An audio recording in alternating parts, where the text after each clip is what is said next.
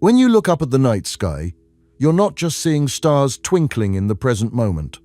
You're actually looking back through time. Every photon of light that reaches your eye has traveled across space for years, sometimes millions or even billions of years. The universe is like a cosmic archive, and tonight we're going to take a journey through it. From the newest babies of creation to the ancient relics that have witnessed nearly everything. Think about it this way. If you could arrange every object in the universe by age, you'd have a timeline stretching from things that formed yesterday to objects that are nearly as old as time itself. And that's exactly what we're going to do.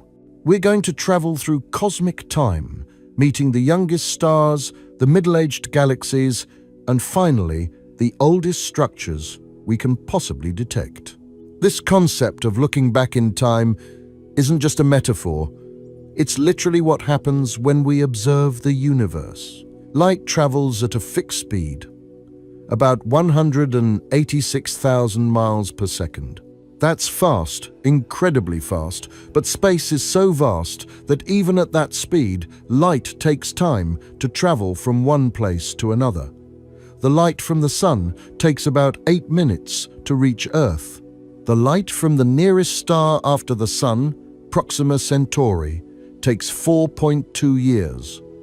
The light from the Andromeda galaxy takes 2.5 million years.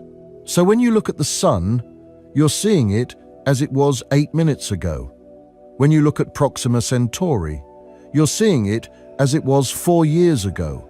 When you look at Andromeda, you're seeing it as it was during the time when our ancestors were evolving in Africa, learning to use stone tools long before civilization existed.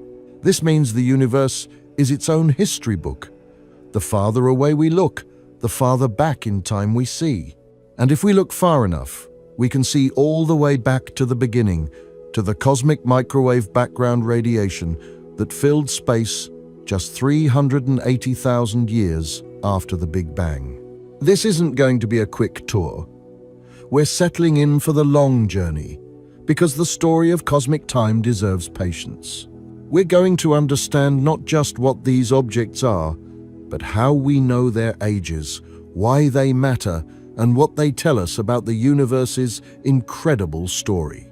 We'll explore the methods scientists use to determine ages, from radiometric dating of rocks to analyzing the light from distant galaxies.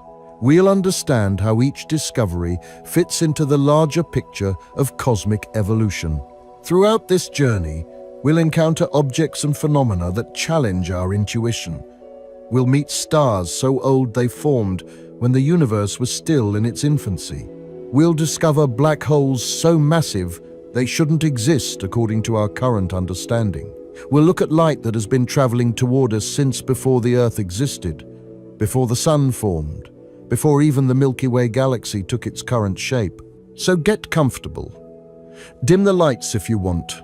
Maybe make some tea or coffee, because we're going to be here for a while. And let's begin our journey through 13.8 billion years of cosmic history, from the very newest objects in the cosmos to the oldest signals we can detect. Let's start with the babies of the cosmos, the objects that formed so recently that, on cosmic timescales, they might as well have been born yesterday. Right now, at this very moment, stars are being born in our galaxy. Not metaphorically, literally at this second, somewhere in the Milky Way, a cloud of gas is collapsing under its own gravity, heating up, and eventually it will ignite nuclear fusion in its core. A star will be born. The youngest stars we know about are genuinely young. Some are less than 100,000 years old. Now, that might sound like a long time to you. After all, 100,000 years ago, modern humans were just beginning to leave Africa. But in cosmic terms, 100,000 years is nothing. It's a blink. The universe is 13.8 billion years old. A 100,000-year-old star has existed for only 0.001% of cosmic history. Let me put that in perspective. If the universe's entire history were compressed into a single year, with the Big Bang happening at midnight on January 1st, a 100,000-year-old star would have been born at 11:59 p.m. on December 31st. It's that young. Where do we find these cosmic newborns? They're hiding in the stellar nurseries scattered throughout our galaxy. These nurseries are giant clouds of gas and dust called molecular clouds. The most famous one is probably the Orion Nebula, which you can actually see with your naked eye on a clear night. It looks like a fuzzy star in Orion's sword, hanging below his belt. But if you could see it with a telescope, you'd realize it's not a star at all. It's a vast cloud of gas, glowing with the light of newborn stars. The Orion Nebula is about 1,300 light-years away from Earth. That means the light we see from it tonight left there around the year 724. While Charlemagne was consolidating power in Europe, photons were leaving the Orion Nebula, traveling through empty space, and they're just now reaching your eyes. But the Orion Nebula is just one of many stellar nurseries in our galaxy. There's the Eagle Nebula, home to the famous Pillars of Creation photographed by the Hubble Space Telescope. These towering columns of gas and dust are about 6 trillion miles tall, and they're factories for new stars. Inside those pillars, dense knots of gas are collapsing to form protostars. The Pillars of Creation are about 7,000 light-years away. So the image we see today shows them as they were 7,000 years ago, around the time humans were just beginning to develop agriculture and build the first cities.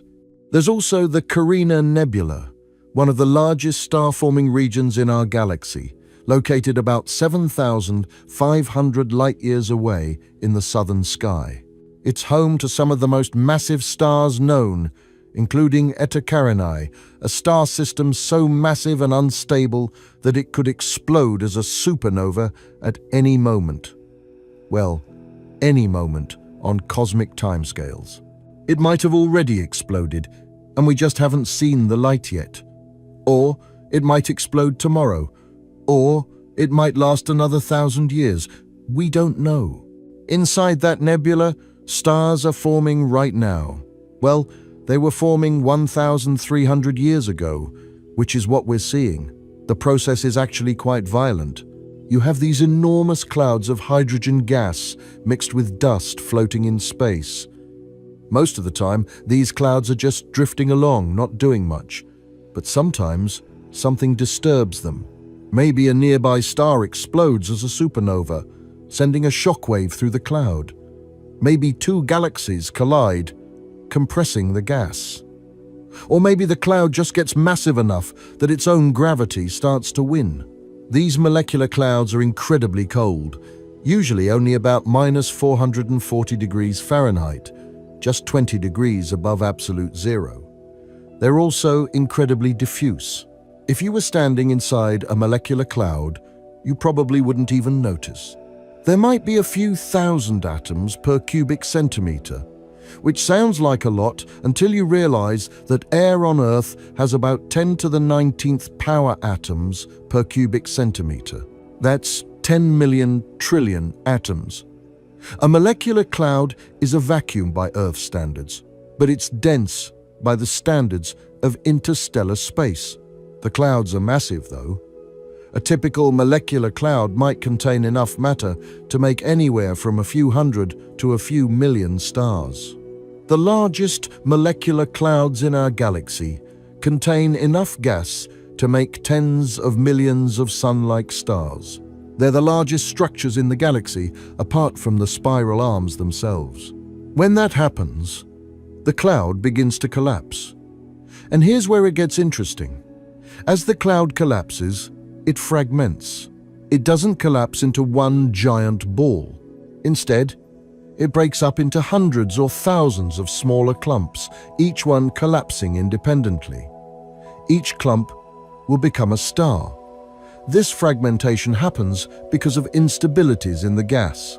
As one region starts to collapse faster than its surroundings, it pulls more gas toward itself, which makes it collapse even faster. Meanwhile, other regions are doing the same thing. The result is a cloud that fragments into many separate collapsing regions. As each clump collapses, it heats up. This is basic physics. When you compress a gas, it gets hotter. You experience this every time you pump up a bicycle tire. The pump gets warm because you're compressing air. The same principle applies here, just on a much grander scale. Here's why compression causes heating. In a gas, temperature is really just a measure of how fast the particles are moving. When you compress a gas, you're doing work on it, adding energy to the system. That energy has to go somewhere, and it goes into the motion of the particles. They move faster, which means the temperature rises. In a collapsing protostar, gravity is doing the compression. As the cloud collapses, gravitational potential energy is converted into kinetic energy, the energy of motion. The gas particles move faster and collide more frequently. Each collision generates heat. The center of the collapsing clump, where the density is highest, gets the hottest. The center of each collapsing clump heats up from a few degrees above absolute zero to thousands of degrees, then millions of degrees. The pressure builds and builds, the temperature rises, and when the core reaches about 10 million degrees Fahrenheit, something magical happens. Hydrogen atoms start slamming into each other so hard that they fuse together, creating helium and releasing tremendous amounts of energy. That's nuclear fusion. That's the moment a star is born. But getting there takes time, and it takes mass. A clump needs to be at least about 8% the mass of the Sun to ever get hot enough for hydrogen fusion. Smaller clumps will collapse and heat up, but they'll never reach the critical 10 million degrees. They'll become brown dwarfs, failed stars that glow faintly from leftover heat, but never ignite fusion in their cores. For clumps more massive than that threshold, fusion begins, and the protostar becomes a proper star. The fusion releases enormous amounts of energy, creating an outward pressure that counteracts gravity's inward pull. The star reaches equilibrium, a balance between the crushing force of gravity and the outward pressure from fusion. It settles onto what astronomers call the main sequence, the stable phase of stellar life where it will remain for billions of years. But how do we determine how old a young star or protostar is? It's not like we can cut it open and count rings like a tree. Instead, astronomers use several methods, each with its own strengths and limitations. One method is to look at the star's temperature and luminosity. Young stars are still contracting, and they're brighter and hotter than they will be once they reach the main sequence. By comparing a young star's properties to theoretical models of stellar evolution, astronomers can estimate its age. This method works reasonably well for stars between about 1 million and 100 million years old. Another method is to look at the surrounding environment. If a star is still embedded in its birth cloud, still surrounded by gas and dust, it's probably very young, less than 1 million years old. If it's emerged from the cloud, but still close to it, it's probably between 1 million and 10 million years old. If it's far from any molecular clouds, it's probably older. Astronomers also look at the star's rotation. Young stars rotate quickly because they conserved angular momentum as they collapsed. As stars age, they slow down due to magnetic braking, a process where the star's magnetic field interacts with its stellar wind to gradually remove angular momentum. By measuring how fast a star is spinning, astronomers can estimate its age. This method, called gyrochronology, works best for stars between about 100 million and a few billion years old. The youngest stars we've detected are called protostars. They're still in the process of forming, They haven't quite gotten hot enough to start fusing hydrogen yet, but they're on their way. These objects are incredibly difficult to observe because they're still wrapped in the dark clouds of gas and dust they're forming from. Normal visible light can't escape, but they're very hot, so they emit infrared radiation which can penetrate the dust. By using infrared telescopes, astronomers can peer into these stellar nurseries and watch stars being born. One of the youngest protostars ever discovered is called L1527 IRS. That's not a very poetic name, I'll admit. The name comes from the catalogue it was found in and its position in the sky. This protostar is located in the constellation Ophiuchus, about 450 light-years from Earth. How old is L1527 IRS? Astronomers estimate it's between 100,000 and 300,000 years old. It's still gathering mass from the surrounding cloud. It's still heating up. It hasn't even started proper hydrogen fusion yet. In human terms, this isn't even a newborn. This is a baby still in the womb. Studying these young objects teaches us how stars form. And that's crucial, because understanding star formation means understanding galaxy formation, planet formation, and ultimately, understanding how we got here. Every atom in your body was formed inside a star. The calcium in your bones, the iron in your blood, the oxygen you breathe, all of it was forged in stellar furnaces billions of years ago. So when we study how stars form, we're studying our own origins. But protostars aren't the only young objects out there. There are also young planets, and studying them gives us insights into how our own solar system formed billions of years ago. In 2008, astronomers discovered a planet orbiting a young star called HR 8799. This planet, called HR 8799b, was significant because it was one of the first planets ever directly imaged around another star. Most planets are discovered indirectly, by watching how they make their parent star wobble, or by watching the star dim when the planet passes in front of it. But HR 8799b was actually photographed. Astronomers used the Gemini Observatory and the Keck Observatory in Hawaii, along with advanced adaptive optic systems that correct for the blurring effects of Earth's atmosphere, to take actual pictures of this planet. The planet is enormous. It's about 7 times more massive than Jupiter, making it a super Jupiter. And it's young, very young. The star it orbits is only about 30 million years old, which means the planet can't be older than that. 30 million years might sound like a lot, but remember, Earth is 4.5 billion years old. This planet is less than 1% of Earth's age. In human terms, if Earth were a 45-year-old person, HR 8799b would be a 5-month-old baby. 30 million years ago on Earth, it was the Oligocene epoch. The continents were close to their current positions. The climate was cooling after the much warmer Eocene. Primitive primates were scampering through the trees, including early ancestors of modern monkeys and apes. Whales were evolving in the oceans. Grasslands were spreading across continents. And light was leaving HR 8799, beginning its long journey to Earth. What's fascinating about young planets like this is that they're still hot from their formation.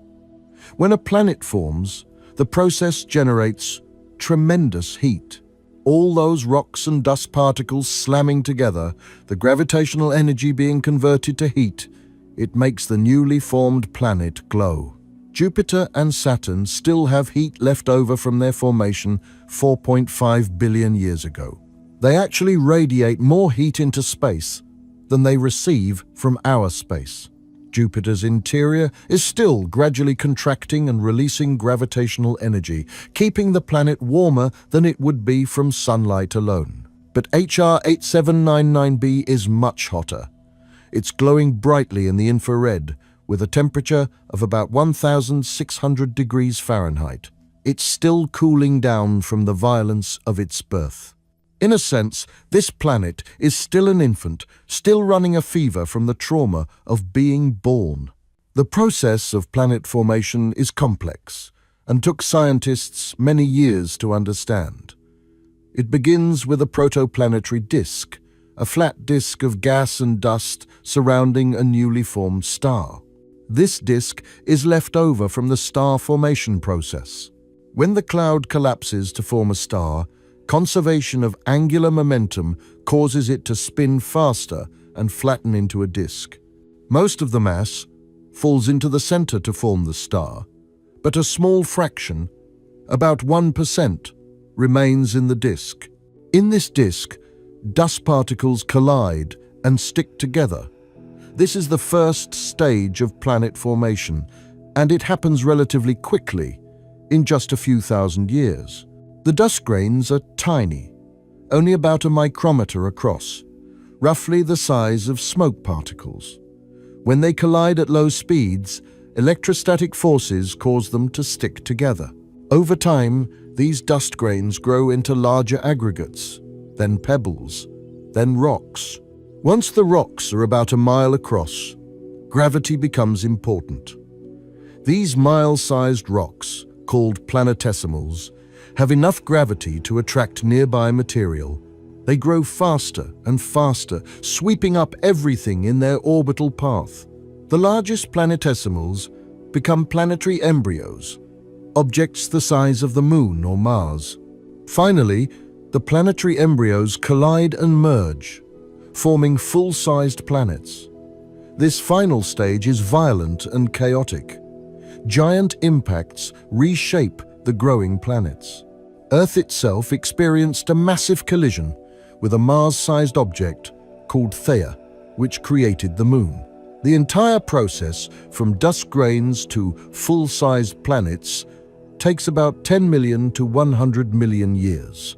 We found other young planets too, and each discovery helps us understand this process better. In fact, some of the youngest planetary systems we know about are only a few million years old. There's a star called V1298 Tau that's only about 2 million years old. It has planets, though we're still characterizing them. Observing such young systems is like watching planet formation in action. 2 million years. That's incredibly young. To put it in perspective, 2 million years ago on Earth, our ancestor Homo habilis was just evolving in East Africa. Early humans were learning to make stone tools. The first technology. The Pleistocene epoch was beginning. Africa was populated with megafauna that wouldn't survive to the present day. And this star, V1298 Tau, was just forming, its planets coalescing from the disk of debris around it. Another young system is Beta Pictoris, a star about 20 million years old, located about 63 light-years from Earth. It has a massive debris disk visible in images, and astronomers have discovered at least 2 planets orbiting within that disk. The inner planet, Beta Pictoris b, was discovered in 2008, though it took several years to confirm. It's a massive planet, about 11 times Jupiter's mass, orbiting close enough to its star to complete an orbit in just 20 years. What makes Beta Pictoris particularly interesting is that we can watch the debris disk evolving. The planets are still clearing out their orbital paths, sweeping up leftover material from the planet formation process. The disk is asymmetric, warped by the planet's gravity. It gives us a glimpse of what our own solar system might have looked like 4.6 billion years ago, when Earth and the other planets were still forming and the Sun was surrounded by a similar debris disk. These young stars and planets remind us that the universe isn't static. It's not a museum display frozen in time. It's dynamic, alive, constantly changing. New stars are always forming. New planets are always coalescing. The universe is always being reborn. But if we're talking about the youngest objects in the universe, we need to talk about something even more recent than protostars and young planets. We need to talk about supernovae remnants. When a massive star dies, it doesn't just fade away quietly, it explodes. The explosion is called a supernova, and it's one of the most energetic events in the universe. For a brief moment, a single star can outshine an entire galaxy containing billions of stars. The light from historical supernovae has been recorded by astronomers throughout human history, providing us with detailed records of these cosmic catastrophes. The Chinese recorded a supernova in the year 1054. They called it a guest star, and they described it as being visible even in daylight. That explosion created what we now call the Crab Nebula, and we can still see it today. A glowing cloud of expanding gas about 6,500 light-years away. The Crab Nebula is expanding at about 3 million miles per hour. At its center is a pulsar, a rapidly spinning neutron star that's all that remains of the original massive star. The pulsar rotates 30 times per second, emitting beams of radiation like a cosmic lighthouse. There was another supernova in the year 1572, observed by the Danish astronomer Tycho Brahe. Tycho's supernova, as it's now called, was so bright it was visible in daylight for several weeks. Tycho carefully documented its position and brightness over many months, proving that it was definitely beyond the moon and therefore in the realm of the stars. This was significant because it challenged the prevailing Aristotelian view that the heavens were perfect and unchanging. Here was direct evidence that things in the sky could change dramatically. Another supernova appeared in the year 1604, observed by Johannes Kepler.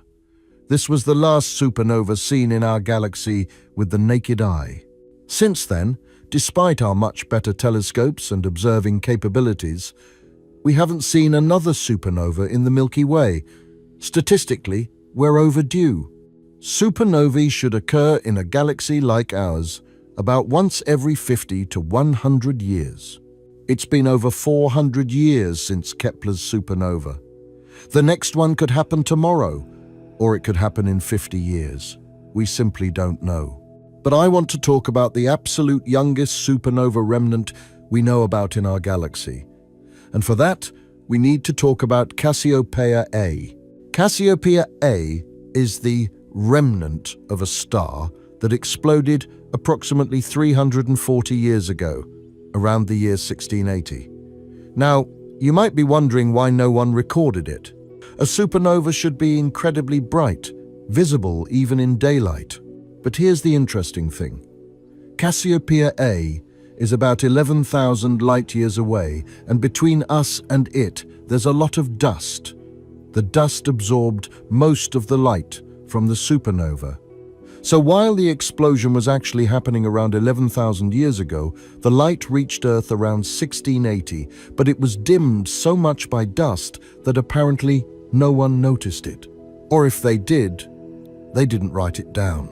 The astronomer John Flamsteed might have observed it in 1680, marking a 6th magnitude star in that region of sky that was never seen again. But this identification is uncertain. Today, Cassiopeia A is one of the brightest radio sources in the sky. The explosion created a rapidly expanding shell of gas, and that shell is slamming into the surrounding interstellar medium at speeds of about 9 million miles per hour. When gas collides at those speeds, it heats up to millions of degrees and emits X-rays and radio waves. The Chandra X-ray Observatory and other telescopes have studied Cassiopeia A in detail, revealing a complex structure of shells, knots, and filaments. What makes Cassiopeia A special is that it's still young. The explosion happened, from our perspective, only about 340 years ago. The remnant is still expanding, still evolving, still cooling down. Astronomers can actually watch it change from year to year. By comparing images taken decades apart, they can measure how fast different parts of the remnant are expanding. The shell of debris is growing larger. Hot spots are moving. The structure is evolving in real time, on human timescales. This makes Cassiopeia one of the youngest objects in the universe that we can observe. Not the youngest star, not the youngest planet, but the youngest example of stellar death and rebirth, because that's what supernovae are. They're death and rebirth at the same time. The star dies, but in dying, it seeds the surrounding space with heavy elements. Those elements will eventually form new stars, new planets, maybe even new life. Massive stars create heavy elements through fusion during their lives. In their cores, they fuse hydrogen into helium, helium into carbon and oxygen, carbon into neon and magnesium, and so on up the periodic table. But this process stops at iron. Iron is the most stable nucleus, and fusing iron requires energy rather than releasing it. So once a massive star has built up an iron core, fusion stops. With no more fusion to generate outward pressure, the core collapses catastrophically. The collapse happens in less than a second. The core, about the size of Earth but with more mass than the Sun, collapses to a sphere only about 12 miles across. The density becomes so extreme that protons and electrons are crushed together to form neutrons. The result is a neutron star, where a teaspoon of material would weigh 1 billion tons. But the collapse doesn't stop there smoothly.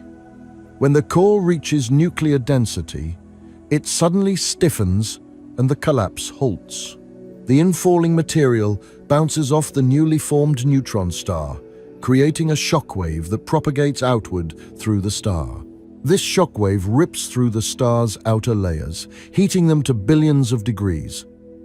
At these extreme temperatures, fusion can occur beyond iron, creating the heaviest elements in the periodic table.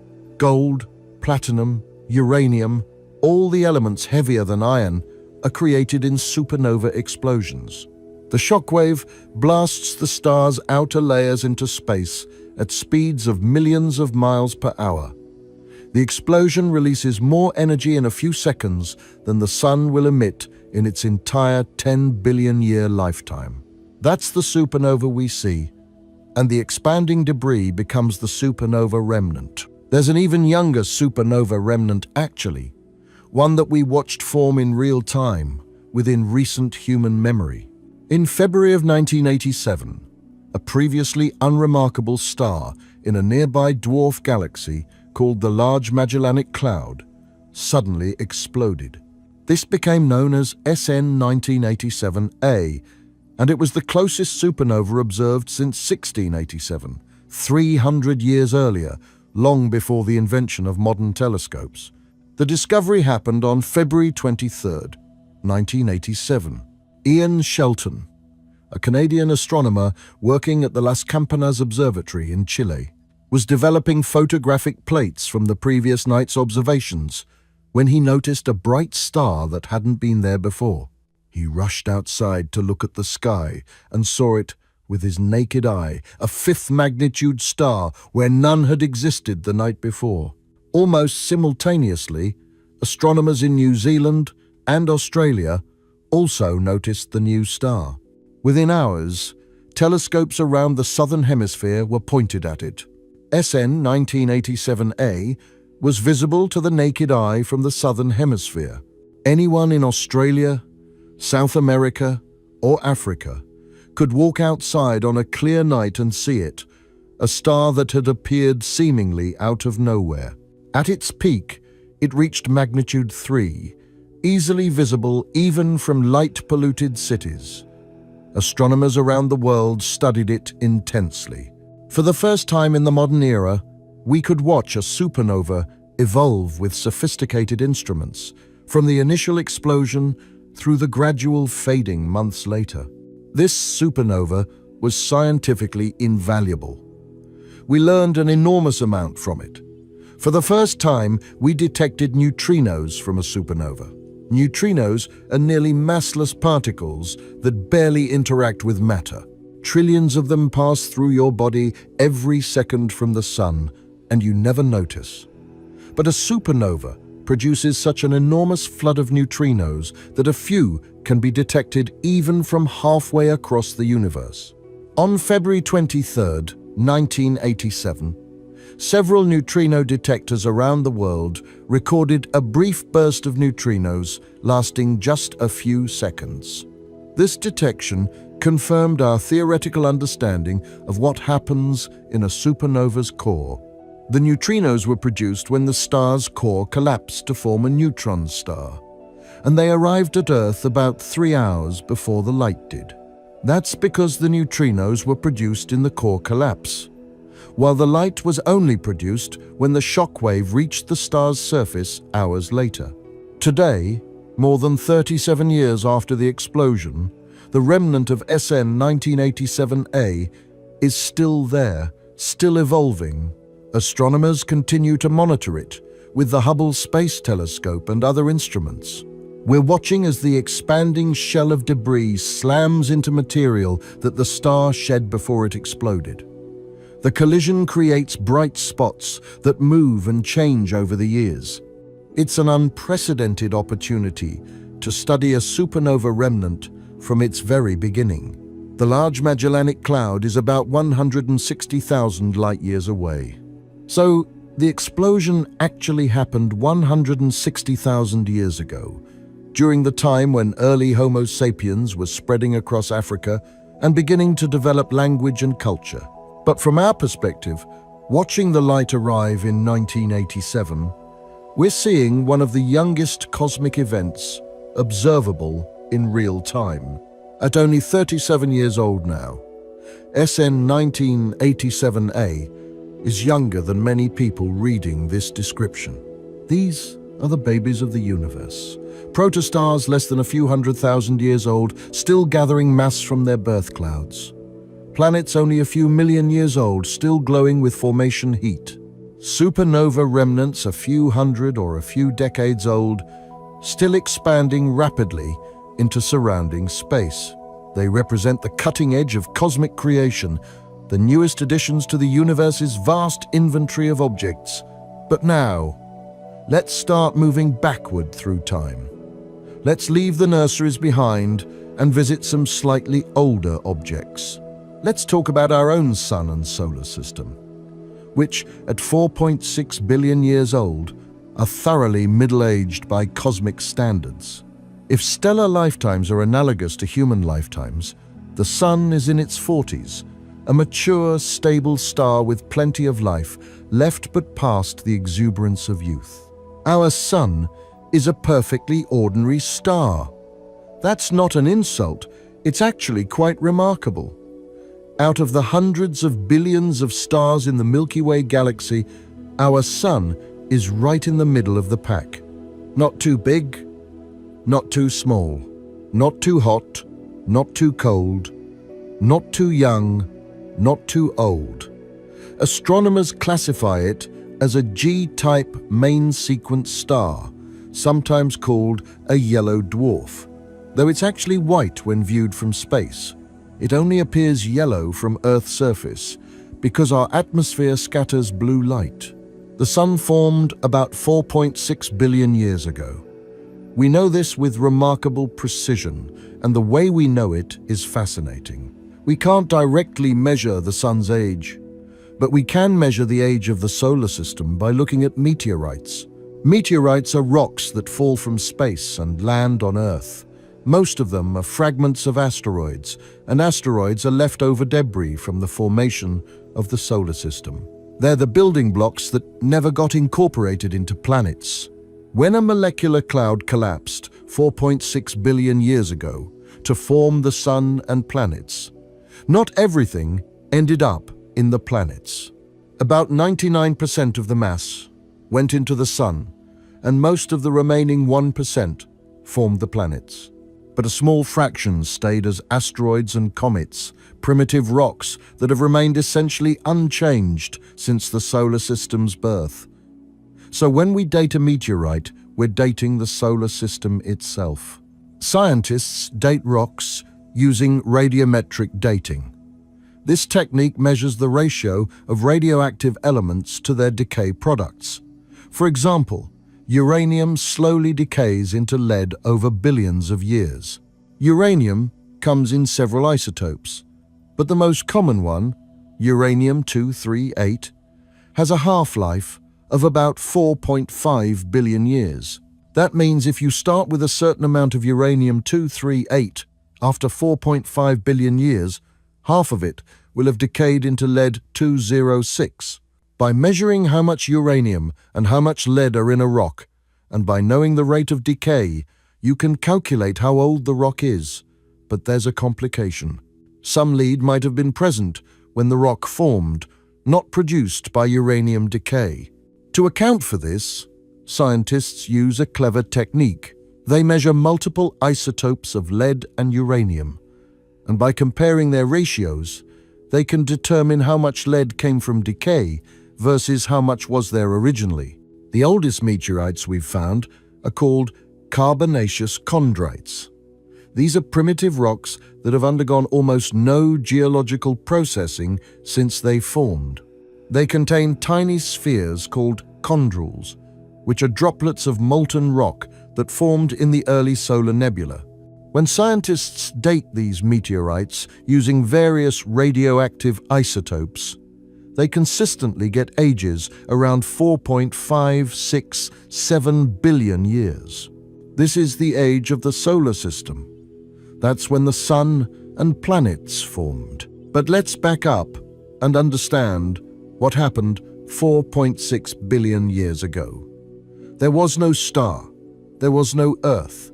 There was just a cloud of gas and dust floating in space, part of a larger molecular cloud, somewhere in what would eventually become the Milky Way's Orion Arm. This cloud contained the remains of previous generations of stars, the heavy elements created in their cores and scattered by supernovae. About 2% of the cloud was these heavy elements. The rest was hydrogen and helium, the primordial elements from the Big Bang. Something disturbed that cloud. Maybe a nearby star went supernova, sending a shockwave through the interstellar medium. The shockwave compressed the cloud, and once compressed, gravity took over. The cloud began to collapse. Maybe the supernova that triggered the collapse was the same one that created the heavy elements in the cloud. Or maybe it was a more recent explosion, and the cloud had been enriched by multiple previous supernovae. We don't know for certain. As it collapsed, the cloud started to spin. This is conservation of angular momentum, the same principle that makes an ice skater spin faster when they pull their arms in. The cloud spun faster and faster as it contracted. And as it spun, it flattened out into a disk. Think of spinning pizza dough. As you spin it, centrifugal force flattens it into a circular disk. The same thing happened here. Most of the mass, about 99%, fell into the center, forming our star. The rest stayed in the disk, forming what's called a protoplanetary disk. This disk was about 100 astronomical units across, where 1 astronomical unit is the distance from Earth to the Sun, about 93 million miles. So the disk extended about 9 billion miles from the newborn star. The temperature in the disk varied dramatically. Close to the Sun, it was hot, around 2000 degrees Fahrenheit. Far from the Sun, it was cold, approaching -400 degrees. This temperature gradient determined what kinds of materials could condense at different distances. Close to the Sun, only materials with high melting points could form solid particles. These were metals and silicates, rocky materials. Farther out, beyond what's called the frost line at about 2.7 astronomical units, water could freeze into ice. Even farther out, gases like methane and ammonia could condense. This is why the inner solar system has rocky planets, and the outer solar system has gas giants. The rocky planets Mercury, Venus, Earth, and Mars formed from metal and rock in the hot inner disk. The gas giants, Jupiter, Saturn, Uranus, and Neptune, formed beyond the frost line where ices could exist, allowing them to accumulate much more mass. But about 1% of the mass stayed in the disk, and that's where the planets formed. Dust particles in the disk started to stick together. Little pebbles became bigger rocks became boulders, boulders became planetesimals, objects the size of mountains. And planetesimals collided and merged, growing larger and larger, until finally they became planets. The whole process took about 10 to 100 million years. That's fast on cosmic timescales. In the grand scheme of things, the solar system assembled itself quite quickly. The Sun reached the main sequence, beginning stable hydrogen fusion after about 50 million years. The terrestrial planets finished forming after about 100 million years. The gas giants probably formed even faster, within 10 million years, before the gas in the protoplanetary disk was blown away by the young sun's intense radiation and solar wind. Earth formed about 4.54 billion years ago. We know this from dating the oldest rocks on Earth and the oldest moon rocks brought back by the Apollo astronauts. The oldest Earth rocks are found in Western Australia, in a region called the Jack Hills. These rocks contain mineral grains called zircons, which are incredibly resistant to weathering and can survive when the rest of the rock has been altered. The oldest zircons are 4.4 billion years old, telling us that Earth's crust had already solidified by that time. But Earth itself is older than its oldest surviving rocks. The planet underwent a period of intense bombardment after it formed, with impacts melting and reworking the surface repeatedly. Most of the original crust was destroyed and recycled back into the mantle. The oldest rocks we find today are from a later period when Earth had cooled enough for a permanent crust to form. The Moon itself formed from a giant impact. Early in Earth's history, about 50 million years after the planet formed, a Mars-sized object called Theia slammed into Earth. This wasn't a glancing blow.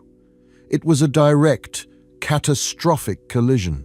The impact was so violent that it vaporized Theia and a large chunk of Earth's mantle. Both bodies were completely disrupted. For a brief time, Earth wasn't even a solid planet. It was a cloud of vaporized rock. The debris from the impact went into orbit around Earth. Over time, this debris coalesced into the Moon.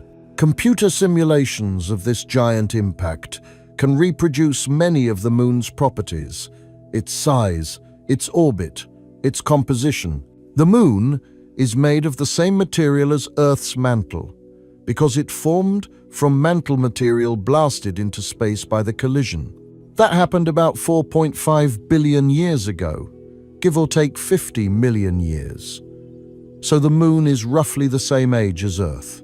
In fact, by dating moon rocks, we can constrain the timing of the giant impact. The oldest moon rocks are about 4.46 billion years old, consistent with the Moon forming shortly after Earth. Now, 4.6 billion years is a long time. But it's not that long compared to the age of the universe. The universe is 13.8 billion years old. The Sun is 1/3 that age. If the universe were a 40-year-old person, the Sun would be about 13 years old, a teenager. And here's something interesting. The Sun is a third-generation star, Let me explain what that means. The very first stars in the universe, the ones that formed a few 100 million years after the Big Bang, were made almost entirely of hydrogen and helium. That's because hydrogen and helium were the only elements created in the Big Bang. Everything else, all the heavier elements like carbon, nitrogen, oxygen, iron, were created later inside stars. Those first stars lived, fused hydrogen into helium, helium into carbon, carbon into heavier elements, and then they exploded as supernovae, scattering those heavy elements into space. The second generation of stars formed from gas clouds that included those heavy elements. They lived, created even more heavy elements, and exploded. And finally, the third generation of stars, like our Sun, formed from gas that had been enriched with heavy elements from two previous generations of stars. We know the Sun is a third-generation star because of its composition. About 2% of the Sun's mass is elements heavier than hydrogen and helium. Astronomers call these heavy elements metals, which is confusing because it includes things like oxygen and carbon that you wouldn't normally think of as metals. But in astronomy, anything heavier than helium is a metal. That 2% might not sound like much, but it's crucial. Without those heavy elements, planets like Earth couldn't exist. Rocky planets are made of metals and silicates. If the Sun had formed from pristine Big Bang gas, with no heavy elements, there would be no Earth, no rocks, no life. So, the Sun's age, 4.6 billion years, places it firmly in the middle chapter of the universe's story. It's not a first-generation star from the early universe. It's not a recently formed star from a modern stellar nursery. It's middle-aged, third generation, ordinary in every way, except that it happens to host a planet with life. Let's zoom out now and look at other stars in our cosmic neighborhood.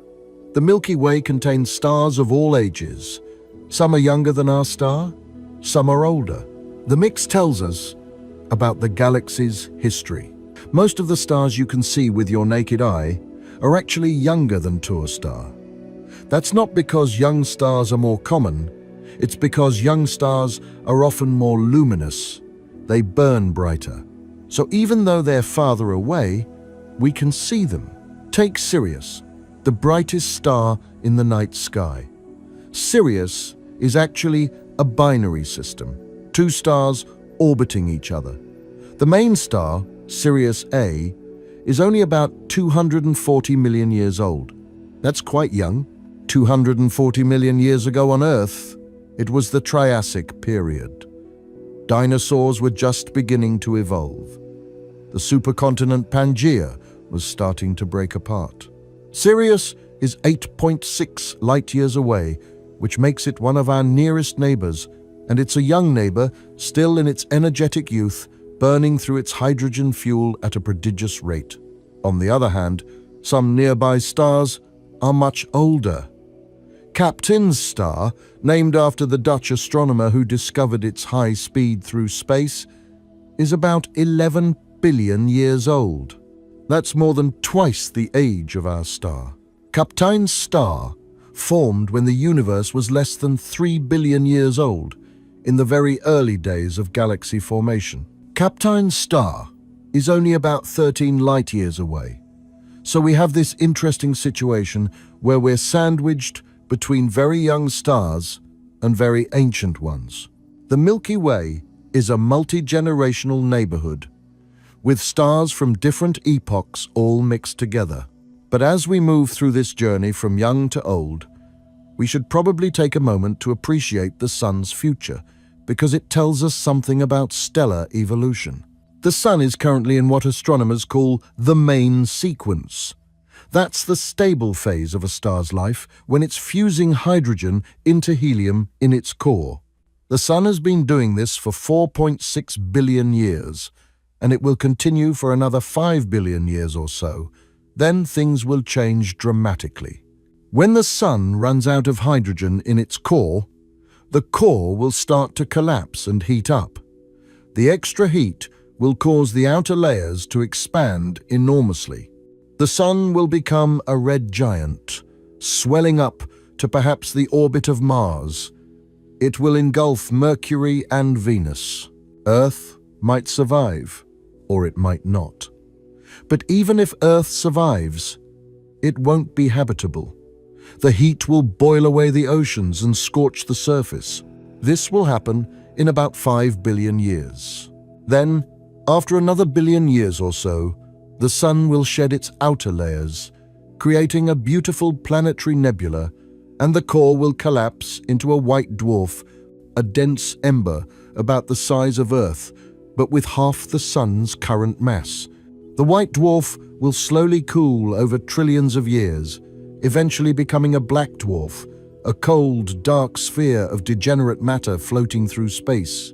But that's billions of years in the future. Right now, the sun is stable, reliable, steadily converting hydrogen to helium, providing the energy that makes life on Earth possible. As we continue our journey through cosmic time, we need to leave the solar system behind and venture deeper into the galaxy. We need to find stars older than the sun, older than Kapteyn's star, stars that formed in the earliest days of the Milky Way. The oldest stars in the Milky Way are found in the galactic halo and in globular clusters. These stars formed over 10 billion years ago, some as old as 13 billion years. They're witnesses to the galaxy's youth, fossil records of a time when the Milky Way was just beginning to take shape. Globular clusters are dense, spherical collections of stars, and they're among the most beautiful objects you can observe through a telescope. They contain anywhere from tens of thousands to millions of stars, all packed into a relatively small volume, typically only about 100 light-years across. The stars in a globular cluster all formed around the same time from the same gas cloud, so they're all roughly the same age. When you look at a globular cluster through a telescope, you're seeing hundreds of thousands of stars that were all born together billions of years ago. The Milky Way has about 150 known globular clusters, though there may be more hiding behind the dust and gas of the galactic disk. They orbit in the galactic halo, the spherical region surrounding the flat disk of the galaxy. Their orbits are different from the orderly, circular orbits of stars in the disk. Globular clusters have elliptical, often highly inclined orbits that can take them far above and below the galactic plane. Some clusters plunge right through the disk, while others stay high in the halo, never approaching the galactic center. Some of these globular clusters are incredibly old. Take M92, also known as NGC 6341. It's a globular cluster in the constellation Hercules, about 27,000 light-years from Earth. M92 contains several 100,000 stars, and those stars are about 13.2 billion years old. 13.2 billion years. That's almost as old as the universe itself. The universe is 13.8 billion years old, so M92 formed only about 600 million years after the Big Bang. To put that in perspective, 600 million years is less than 5% of the universe's current age. Think about that. When these stars formed, the universe was barely out of its infancy. What was the universe like 13.2 billion years ago? It was much smaller, much denser, much hotter than it is today. Galaxies were just beginning to form from the collapse of dark matter halos. The first generation of stars had already lived and died, enriching the cosmos with heavy elements. But galaxy formation was still in its early stages. The Milky Way as we know it didn't exist yet. It was just beginning to assemble from smaller proto-galaxies merging together. And in that ancient cosmos, a cloud of gas collapsed, and hundreds of thousands of stars formed nearly simultaneously. They've been orbiting around what would become the Milky Way ever since. A tight cluster of ancient stars, gravitationally bound together, slowly orbiting through the galactic halo. Over billions of years, the cluster has passed through the galactic disk dozens of times, each passage stirring up its structure slightly, but it's remained intact. These ancient stars still bound together after 13 billion years. The individual stars in M92 are called population 2 stars. That's astronomical terminology for old stars with low metal content. Remember, in astronomy, metals are any elements heavier than hydrogen and helium. The very first stars in the universe had no metals at all. They were pure hydrogen and helium, formed from the primordial gas created in the Big Bang. Those are called population 3 stars, and we've never actually observed one. They all died long ago. But population 2 stars formed from gas that had been slightly enriched by that first generation. They have some metals, but not much. Maybe 0.1% heavy elements, compared to the Sun's 2%. Those population 2 stars are what we find in globular clusters like M92.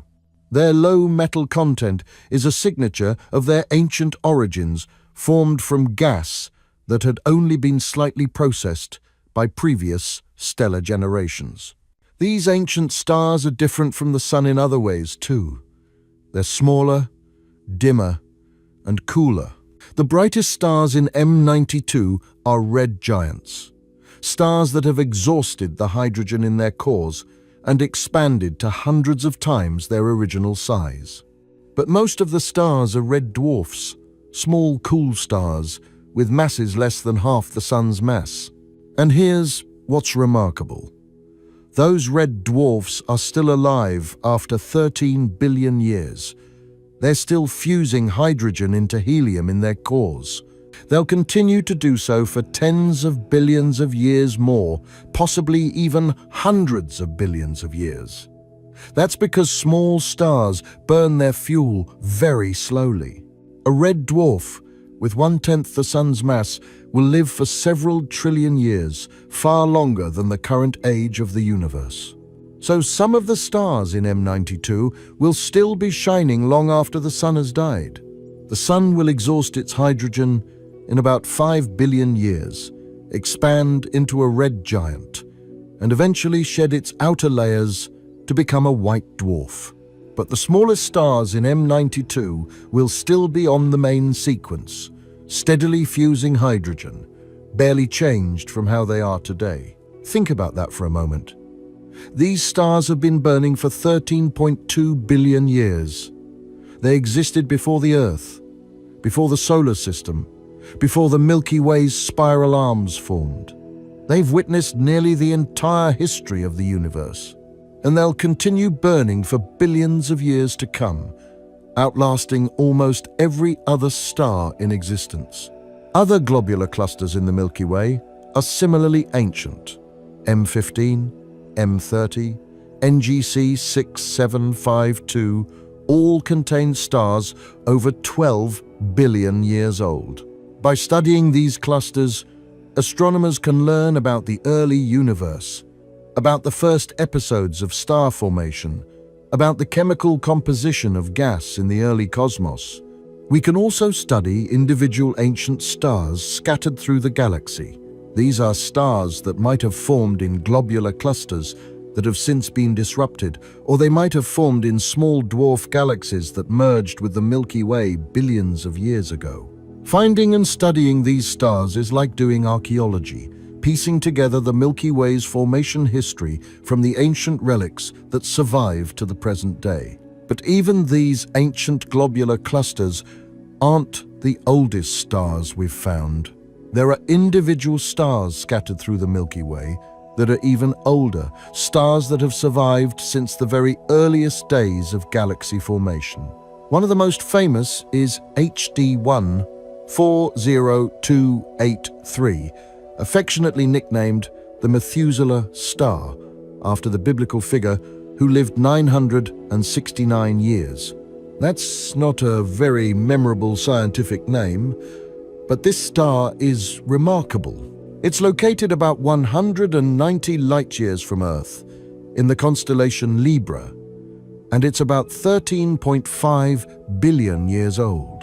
13.5 billion years.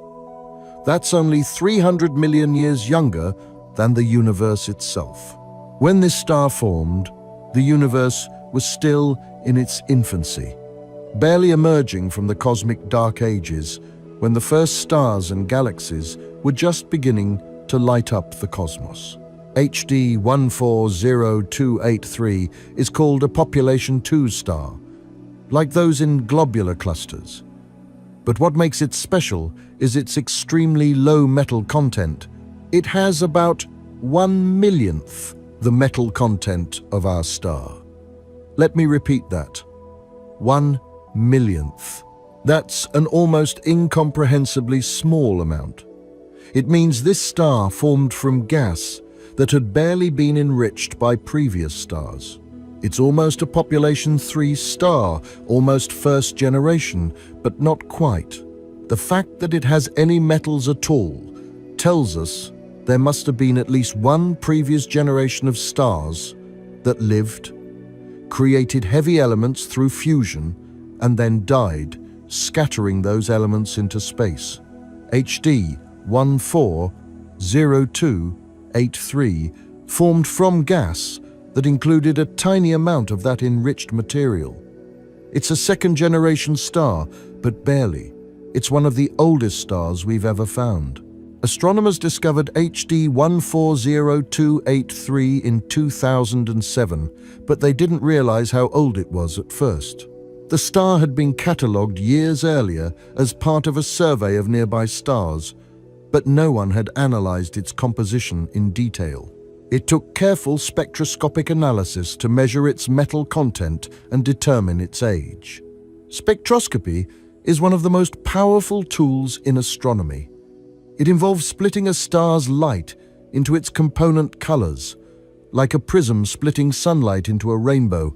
But unlike a simple rainbow, a stellar spectrum contains thousands of dark lines.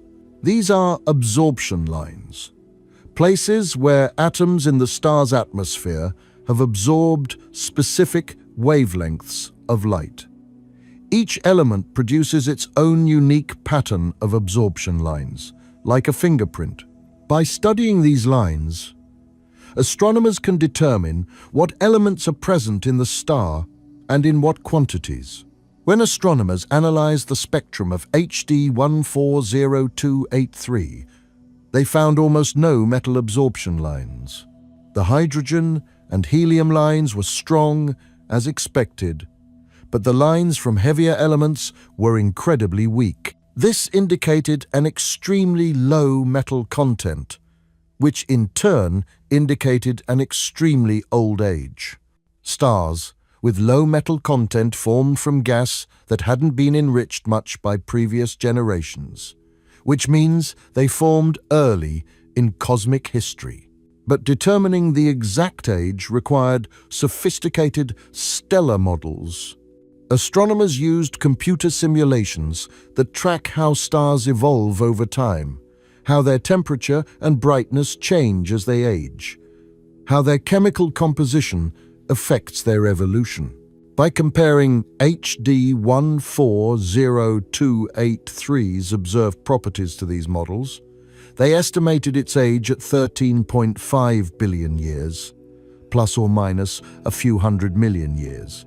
There was initially some controversy about this age.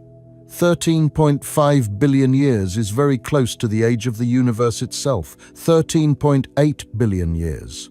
If the star were older than the universe, that would be a problem. It would mean either our age for the universe was wrong, or our age for the star was wrong, or we fundamentally misunderstood something about stellar evolution or cosmology. But careful reanalysis of the data, using improved measurements and better models, confirmed that the star is indeed about 13.5 billion years old, comfortably younger than the universe. The margins of error on both measurements allow them to be consistent. The universe is 13.8 billion years old, with an uncertainty of about 30 million years. The star is 13.5 billion years old, with an uncertainty of a few hundred million years. There's no contradiction. What's fascinating is imagining what this star has witnessed. When HD 140283 formed, the universe was only 300 million years old. There were no galaxies yet, not in the modern sense. The first galaxies were just beginning to coalesce from the dark matter structures that had formed after the Big Bang. These proto-galaxies were small, irregular, chaotic, nothing like the grand spiral and elliptical galaxies we see today. The cosmic microwave background, the afterglow of the Big Bang, was still much hotter and brighter than it is today. It filled space with infrared radiation, warming the early universe slightly. The first quasars were just turning on, powered by supermassive black holes that had somehow grown to enormous sizes in a remarkably short time. And this star has been here, steadily burning hydrogen into helium since that ancient time. It's traveled billions of light years as the universe expanded. It's watched galaxies form and evolve. It's seen countless other stars born and die around it. It's survived multiple close encounters with other stars, multiple passages through the Milky Way's disk where tidal forces could have disrupted it. And it's still here, still shining, a faint red spark in the night sky, visible through a modest telescope. The star is small and dim, only about 80% the mass of the Sun, and it's only 17% as luminous. It's a red dwarf, though actually it's evolved slightly beyond that stage and is now what's called a subgiant, beginning to exhaust the hydrogen in its core. But it's still a small, cool star that will burn for tens of billions of years, possibly even longer than the current age of the universe. There are other extremely old stars scattered through the galaxy. Astronomers have found stars that are 13.5, even approaching 13.7 billion years old. Each discovery helps us understand the early universe, the first episodes of star formation, the chemical evolution of galaxies. These are the elders of the cosmos, the survivors from the universe's youth, living fossils that have endured for almost the entire history of time. But here's an interesting puzzle. How can we have stars that are almost as old as the universe itself? There's only a few 100 million years between the Big Bang and the formation of these ancient stars. What happened in that brief window of time? To understand that, we need to talk about the dark ages of the universe. And no, that's not a reference to medieval history. It's a reference to the period between the Big Bang and the formation of the first stars. After the Big Bang, the universe was a hot, dense soup of particles. It was opaque, meaning light couldn't travel through it.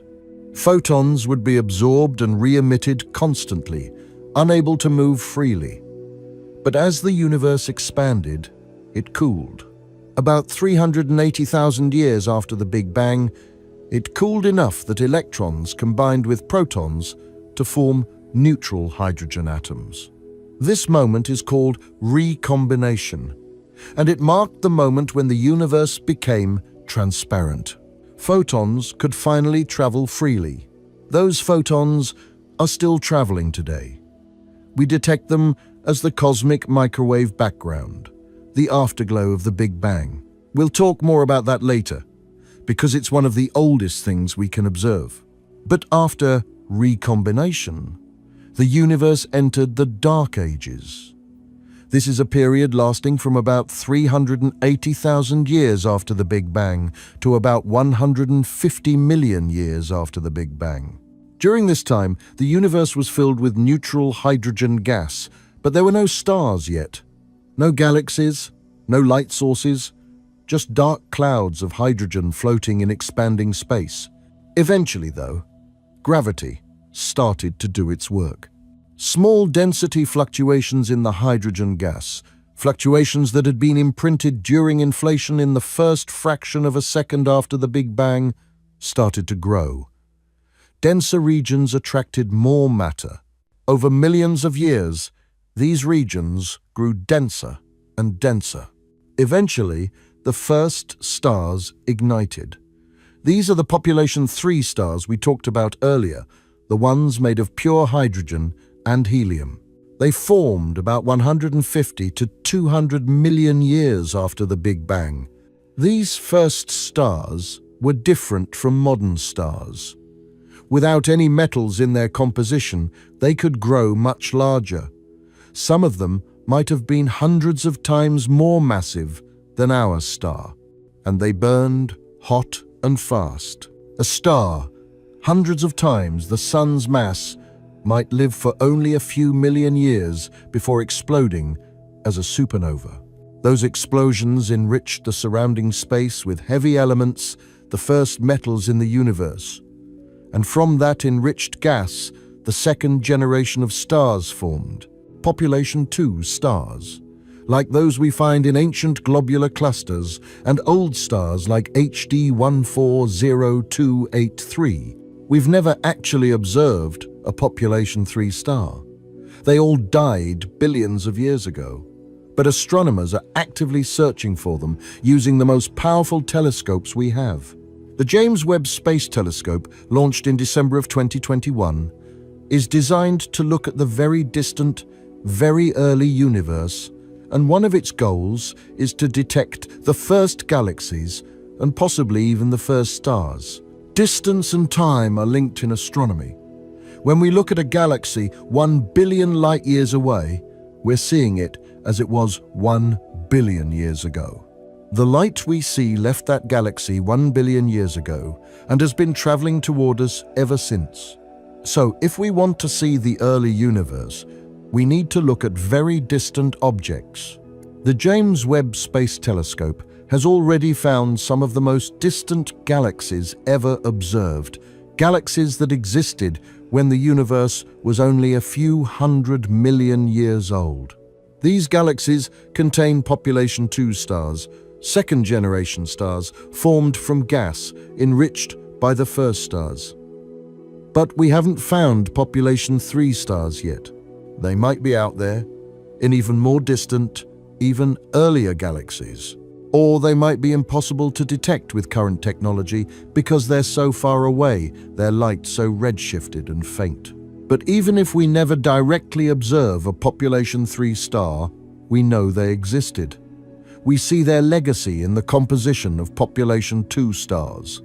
We see it in the heavy elements scattered throughout the universe. The first stars lived, enriched the cosmos, and died, paving the way for everything that came after. This brings us to an important milestone in our journey from young to old. We've now reached the edge of what we can observe directly as stars. The oldest stars we can see are about 13.5 billion years old, formed just a few 100 million years after the Big Bang. But there are even older structures in the universe, structures that formed before the first stars. To find them, we need to look at galaxies. Galaxies are vast collections of stars, gas, dust, and dark matter, all bound together by gravity. The Milky Way is a galaxy containing a few 100 billion stars, but there are billions of galaxies in the observable universe, each containing billions or even trillions of stars. Some galaxies are young, still actively forming stars. Others are old and quiet, having exhausted their gas supply long ago.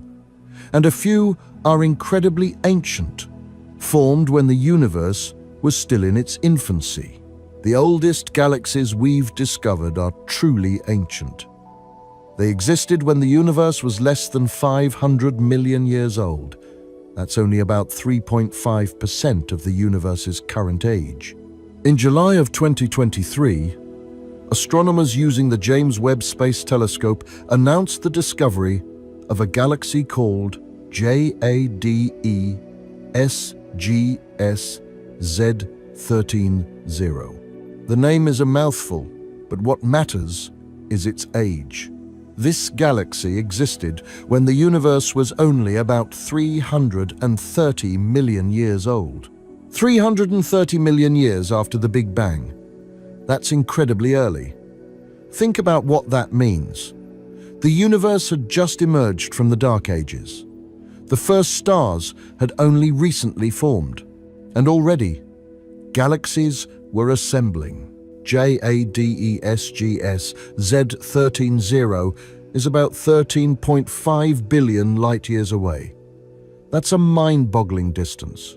The light we're seeing from it left when the universe was only 330 million years old and has been traveling through space ever since. It's passed through the expanding universe, been stretched by the expansion, redshifted from ultraviolet light to infrared light. And finally, after more than 13 billion years, it's reached our telescopes.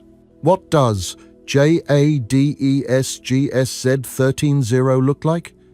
We don't have a detailed picture. It appears as a small red smudge in Webb's images.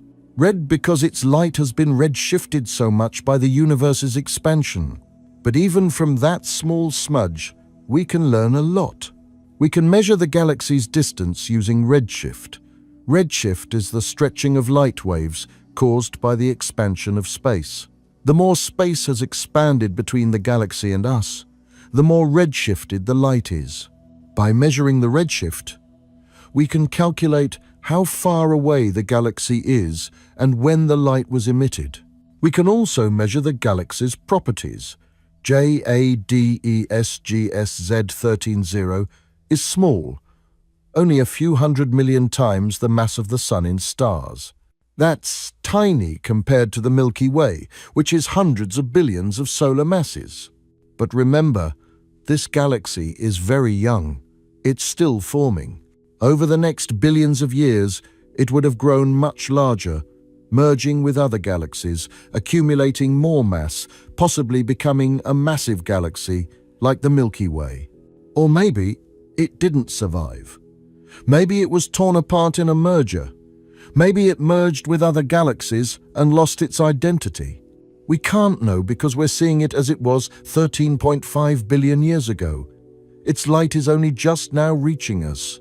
By the time we're seeing it, it's already long gone, transformed into something else or destroyed entirely. But the fact that it existed at all is remarkable. 330 million years after the Big Bang, and galaxies were already forming. That's much faster than astronomers expected. Early models of galaxy formation suggested it should take longer for galaxies to assemble, but observations keep finding earlier and earlier galaxies, pushing back the timeline of cosmic structure formation.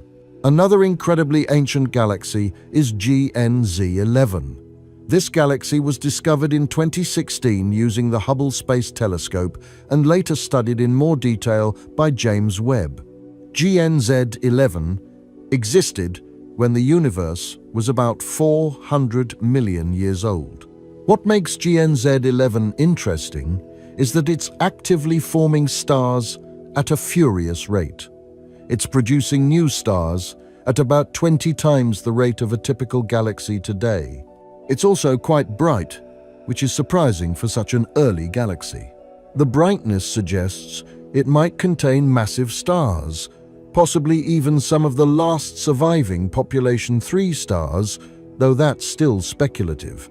These ancient galaxies give us a window into the early universe. They show us what the cosmos was like when it was young, when structure was just beginning to form, when the first galaxies were assembling from primordial clouds of gas. But galaxies themselves aren't the oldest structures we can observe. There's something even older, something that formed even earlier in cosmic history.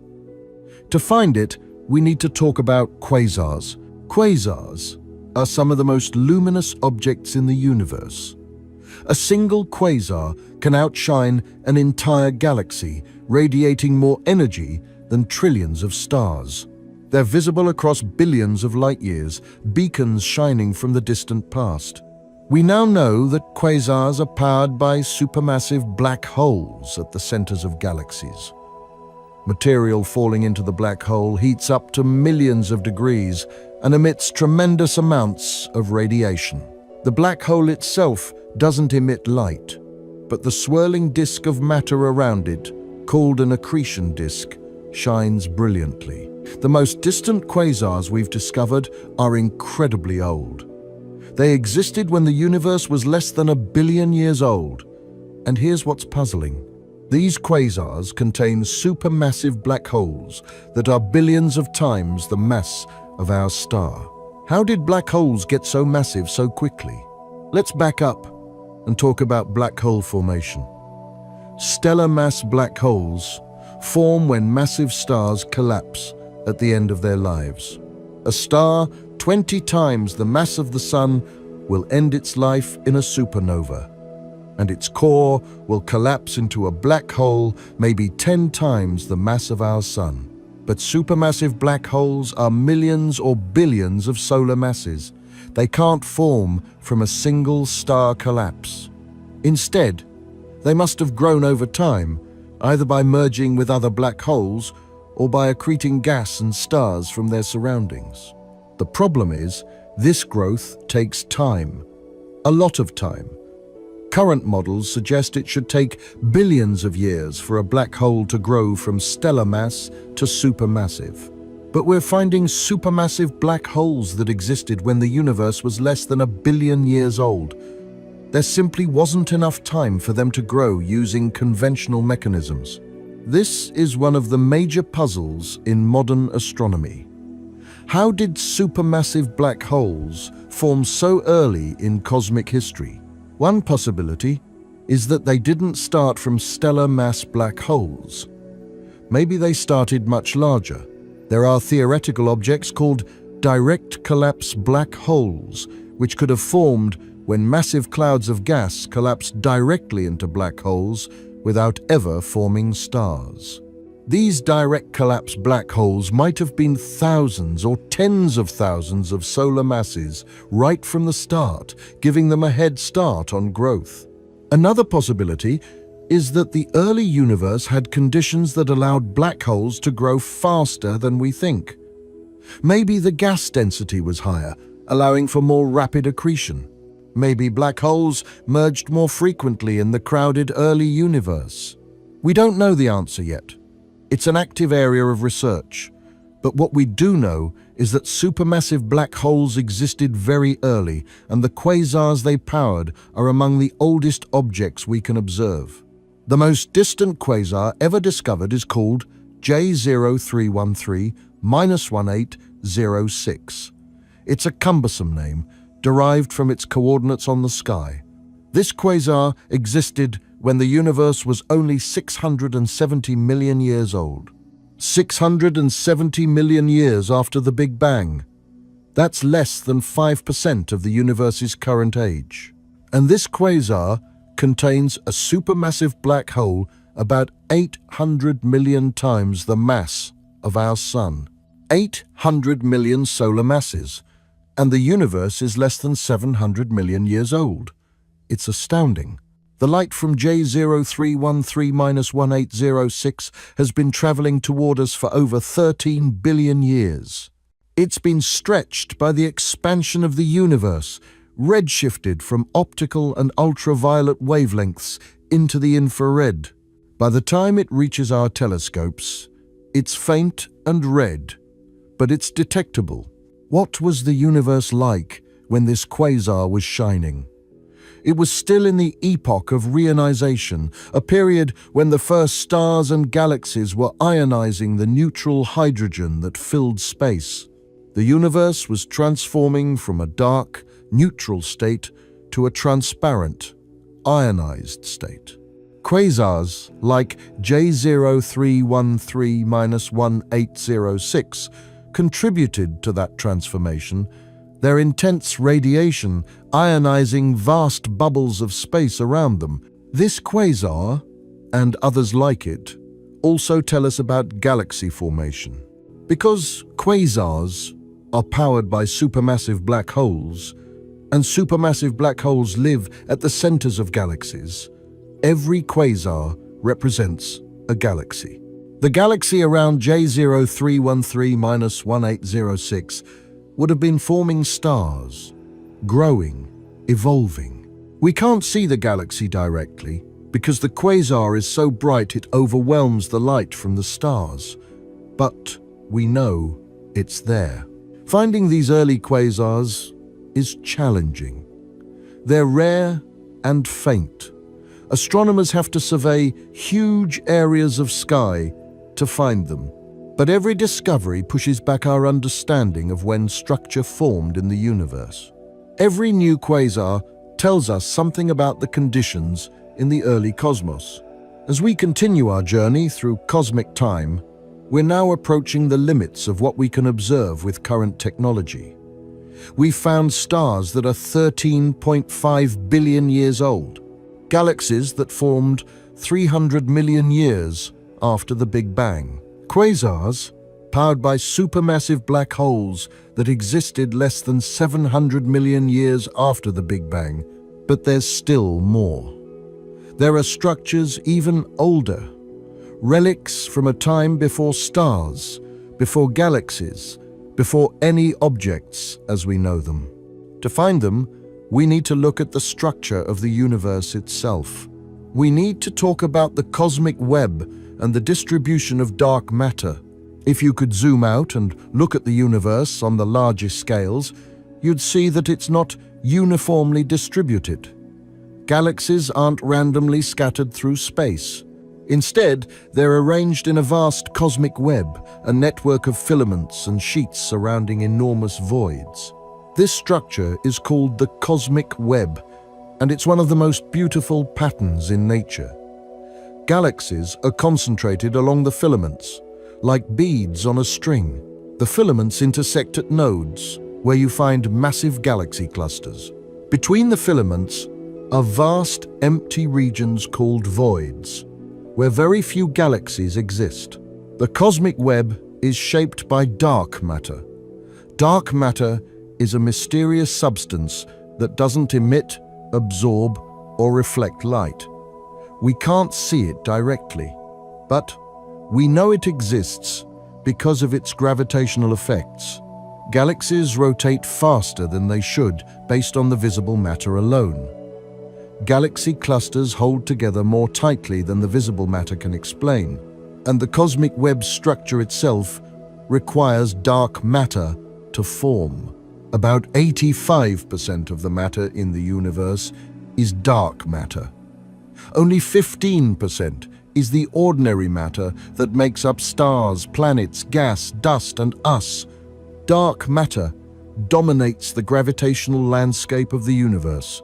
The cosmic web we see today, with its filaments and voids, has been growing since very early times.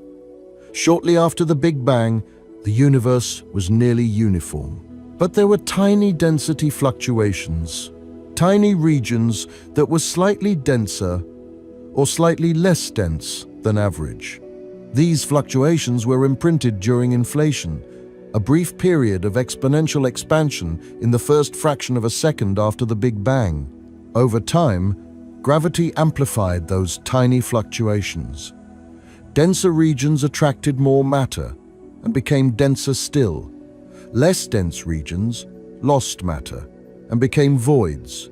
By a few 100 million years after the Big Bang, dark matter had collapsed into structures called dark matter halos. Dark matter halos are concentrations of dark matter held together by their own gravity.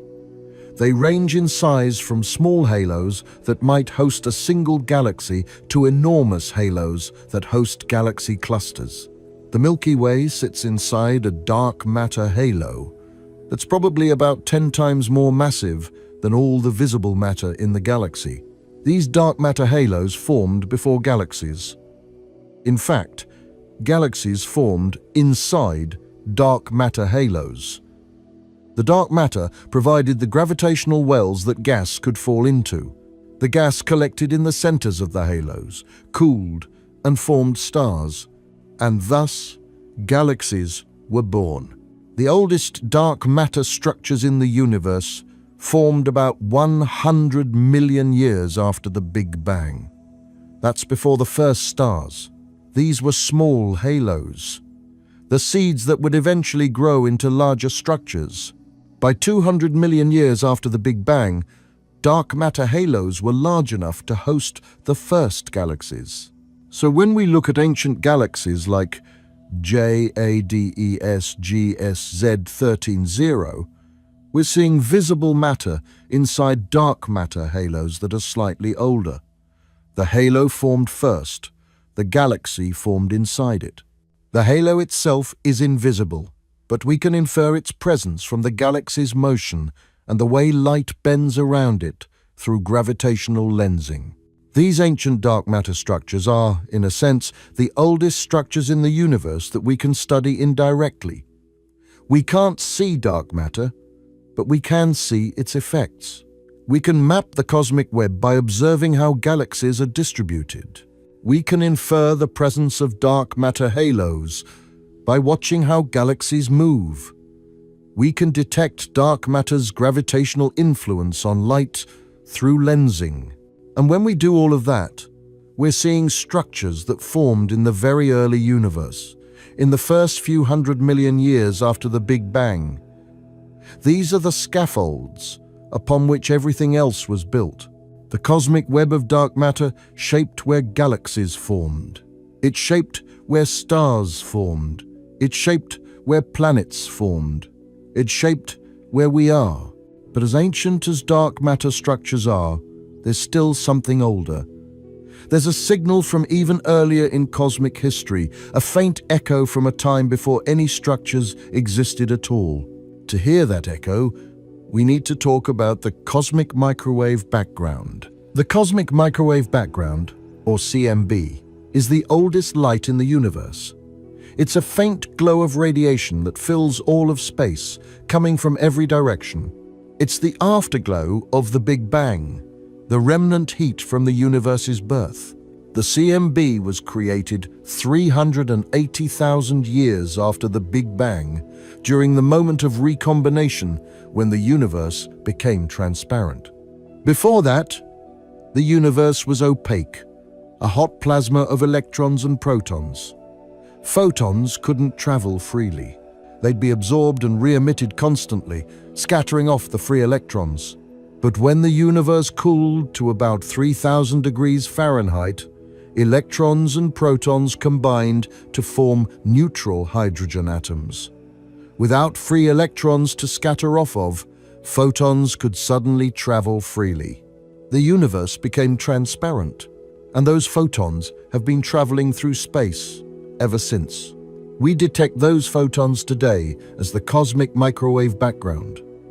The light has been stretched by the expansion of the universe, redshifted from visible and infrared light all the way down to microwave wavelengths. The CMB today has a temperature of about -455 degrees Fahrenheit, just 2.7 degrees above absolute zero.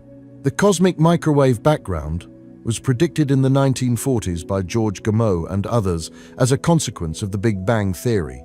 If the universe started in a hot, dense state and has been expanding and cooling ever since, there should be leftover radiation from that early hot phase. And in 1964, Arno Penzias and Robert Wilson accidentally discovered it. Penzias and Wilson were radio astronomers working at Bell Labs in New Jersey. They were testing a sensitive antenna designed for satellite communication when they noticed a persistent background noise. No matter which way they pointed the antenna, The noise was there. They tried everything to eliminate it.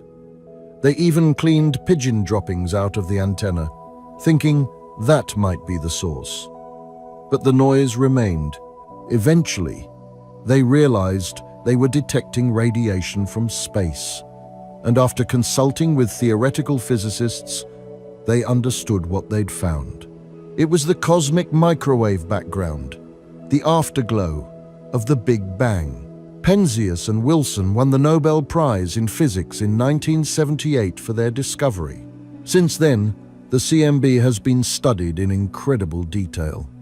In 1989, NASA launched the Cosmic Background Explorer, or COBE, satellite to map the CMB across the entire sky.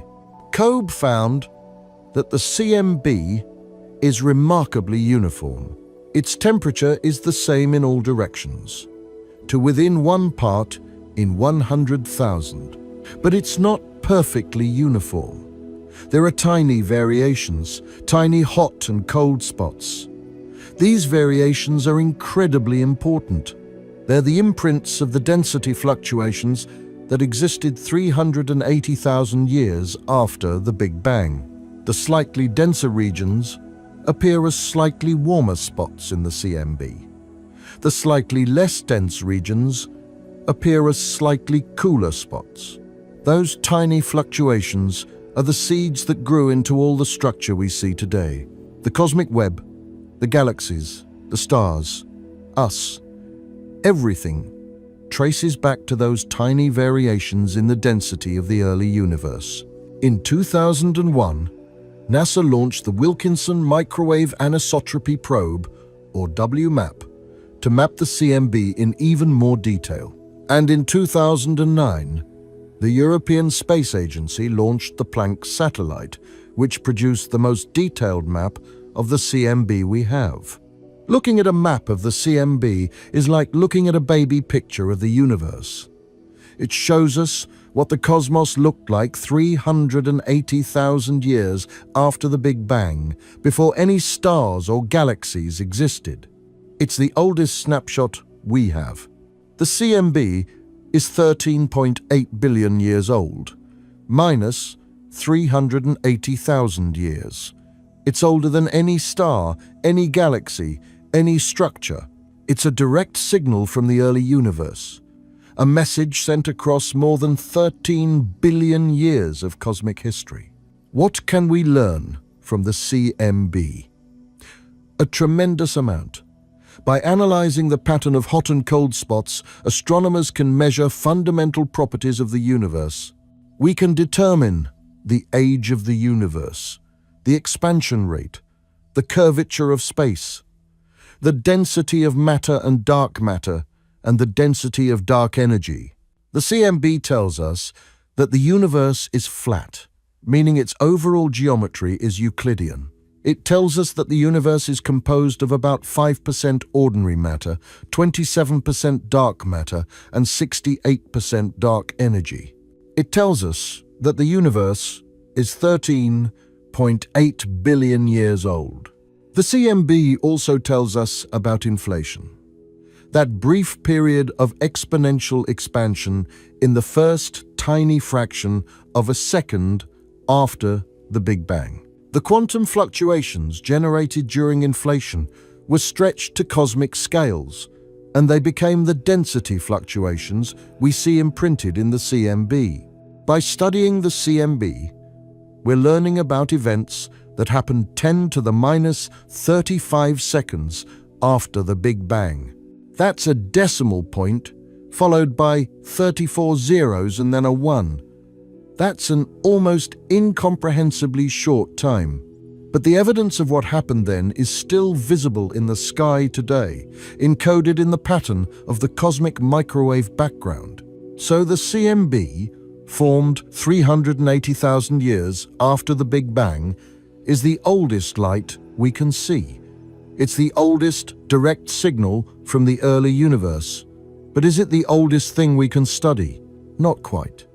There's one more phenomenon we need to discuss, one more relic from even earlier times, and that's gravitational waves from the Big Bang. Gravitational waves are ripples in space-time itself, created when massive objects accelerate. Einstein predicted their existence in 1916 as a consequence of general relativity, but they weren't detected until 2015. In September of 2015, the Laser Interferometer Gravitational Wave Observatory, or LIGO, detected gravitational waves from two black holes colliding about 1.3 billion light-years away. The collision sent ripples through space-time that spread outward at the speed of light. When those ripples reached Earth, they stretched and compressed space by an incredibly tiny amount, less than 1,000th the width of a proton. But LIGO's detectors were sensitive enough to measure that tiny distortion. Since then, LIGO and other gravitational wave detectors have observed dozens of events, mostly colliding black holes and neutron stars. But there's another source of gravitational waves that astronomers are desperately trying to detect: waves from the Big Bang itself. During inflation, that brief period of exponential expansion in the first fraction of a second after the Big Bang, quantum fluctuations in the fabric of space-time were amplified to cosmic scales. These fluctuations produced two things. First, density fluctuations in matter, which we see as the hot and cold spots in the cosmic microwave background. Second, gravitational waves, ripples in space-time that have been propagating through the universe ever since. These primordial gravitational waves, if they exist, would be a direct signal from the moment of inflation from less than 1 second after the Big Bang. Detecting them would be an incredible achievement. They would tell us about the energy scale of inflation, the physical processes that drove it, and the conditions at the very beginning of the universe. But detecting primordial gravitational waves is incredibly difficult. They're very faint, much fainter than the gravitational waves from black hole collisions. They leave a subtle imprint on the polarization of the cosmic microwave background, twisting the direction of the microwave light in a particular pattern called B-modes. Several experiments are trying to detect this B-mode polarization. Telescopes in Antarctica, high-altitude balloons, and space-based missions are all searching for the signal. As of now, they haven't found it yet. There have been false alarms. In 2014, a team announced they'd detected B-modes, but further analysis showed the signal was actually from dust in our own galaxy, not from primordial gravitational waves. The search continues. And if primordial gravitational waves are detected, they would be the oldest signal we've ever observed. They would come from literally the first instant of cosmic time, from the moment of inflation, less than 1 second after the Big Bang.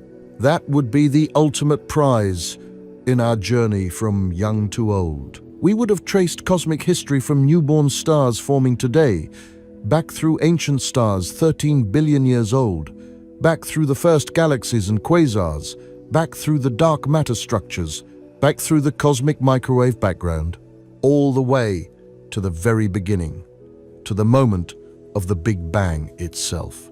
But even if we haven't detected primordial gravitational waves yet, we've still come an incredible distance in our journey.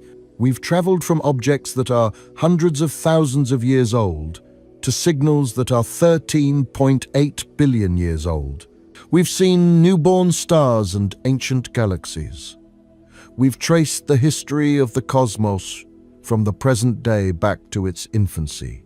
Now, as we approach the end of our journey, let's take a moment to reflect on what we've learned and what it all means. Standing here at the end of our journey through cosmic time, it's worth thinking about what we've discovered. We've traced the universe's history from the youngest objects, stars still in the process of forming, to the oldest signals, light from 380,000 years after the Big Bang. In doing so, we've learned something profound. The universe has a history.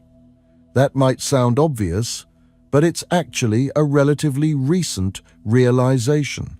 For most of human history, people assumed the universe was eternal and unchanging. The stars were fixed in place. The cosmos was static. It wasn't until the 20th century that we realized the truth. The universe is expanding, it's evolving. It had a beginning, and it will have an end. And everything we see around us, every star, every galaxy, every atom, has its place in that cosmic story. Think about the scales of time we've discussed. Human history goes back maybe 10,000 years if we're talking about recorded civilization. The history of life on Earth goes back about 3.8 billion years. The Earth itself is 4.6 billion years old. The Sun is also 4.6 billion years old. The oldest stars in the Milky Way are about 13 billion years old. The universe is 13.8 billion years old. Those numbers are hard to grasp. Let's try another comparison. If we compress the entire history of the universe into a single year, with the Big Bang happening at midnight on January 1st, when would different events occur? The cosmic microwave background, that signal from 380,000 years after the Big Bang, would be detected on January 1st at about 0.2 seconds after midnight. The first stars would form around January 12th. The first galaxies would assemble by late January. The Milky Way would begin forming in February. Our solar system wouldn't form until September 1st. Earth's entire history, 4.6 billion years, would be compressed into 4 months. Life on Earth would emerge by mid-September. Dinosaurs would appear in late December, around December 26th. They'd go extinct on December 30th. Human civilization, all 10,000 years of it, would occur in the last minute of December 31st. The pyramids of Egypt would be built 15 seconds before midnight. The Roman Empire would rise and fall in the last 10 seconds. The modern scientific era, everything from Galileo to the present day, would occur in the last 2 seconds. That's the scale of cosmic time. Human history is a tiny blip at the very end. Even the Earth's entire existence is only the last third of the story. And yet, in that tiny blip, we've managed to figure all of this out. We've measured the age of the universe. We've mapped the cosmic web. We've found galaxies billions of light years away. We've detected gravitational waves from colliding black holes. We've taken baby pictures of the universe from when it was 380,000 years old. That's remarkable. It speaks to the power of human curiosity and the scientific method. We're a species that emerged on a small planet orbiting an ordinary star in an unremarkable part of the galaxy. And we've managed to understand the cosmos on the largest scales imaginable. But our journey through cosmic time also raises some interesting questions. For instance, what is the fate of the universe? We've traced its past, but what about its future? The answer depends on dark energy. Dark energy is a mysterious force causing the expansion of the universe to accelerate. We don't know what it is.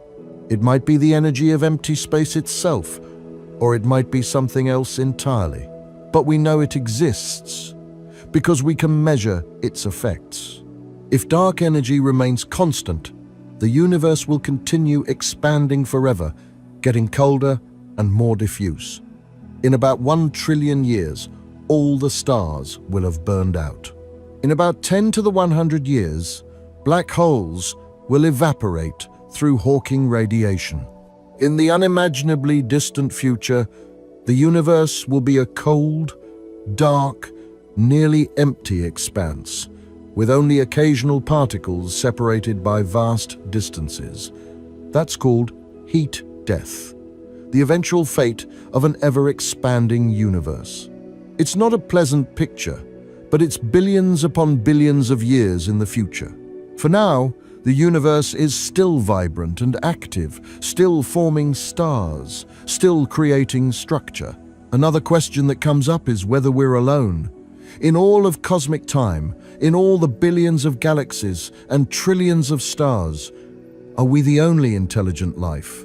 We don't know. We've found thousands of planets orbiting other stars. Some of them are in the habitable zone, the region where liquid water could exist on the surface. But we haven't detected any signs of life yet, intelligent or otherwise. Given the age of the universe and the number of stars, it seems statistically likely that life has arisen elsewhere. Some of those stars are billions of years older than our star. If life formed around them, it could be billions of years more advanced than us. Such civilizations would be unimaginably beyond our current level. Or maybe we're alone. Maybe life is incredibly rare, requiring such specific conditions that it only happened once. We simply don't know. What we do know is that the universe is vast, ancient, and full of wonders. Every object we've discussed tonight, from newborn protostars to ancient quasars, from nearby planets to the cosmic microwave background, they're all part of a single interconnected story. The story of how the universe evolved from a hot, dense state shortly after the Big Bang to the rich, structured cosmos we see today. And we're part of that story too. The atoms in your body were forged inside stars. The calcium in your bones was created in a supernova explosion. The oxygen you breathe was produced by massive stars billions of years ago. You are, quite literally, made of stardust. When Carl Sagan said, "We are a way for the cosmos to know itself," he wasn't being poetic, he was being literal. The universe, through billions of years of evolution, has organized itself into structures capable of understanding their own origins.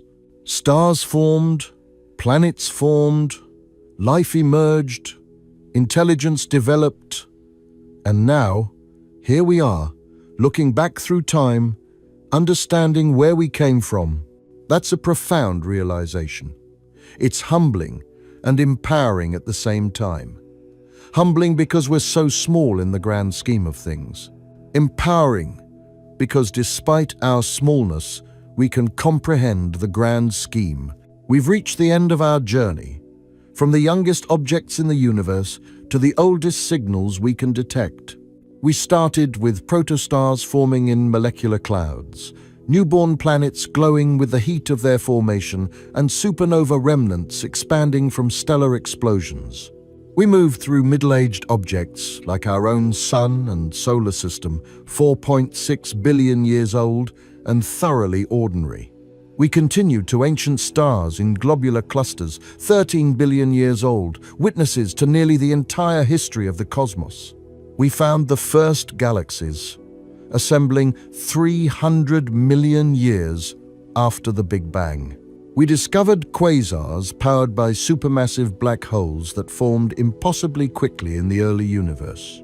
We traced the cosmic web of dark matter, the invisible scaffolding that shaped where galaxies formed.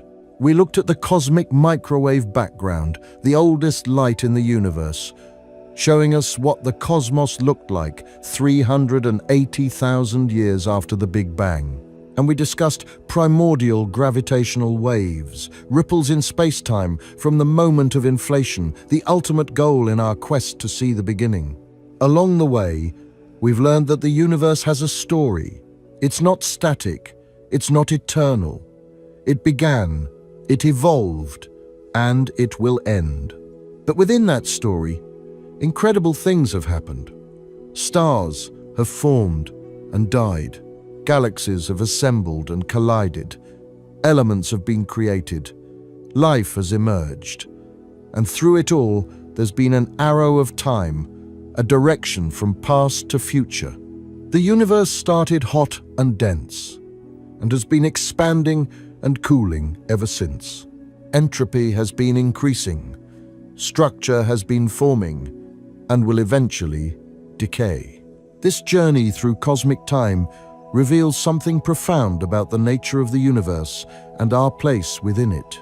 Every object we've discussed exists not in isolation, but as part of a continuous story of cosmic evolution.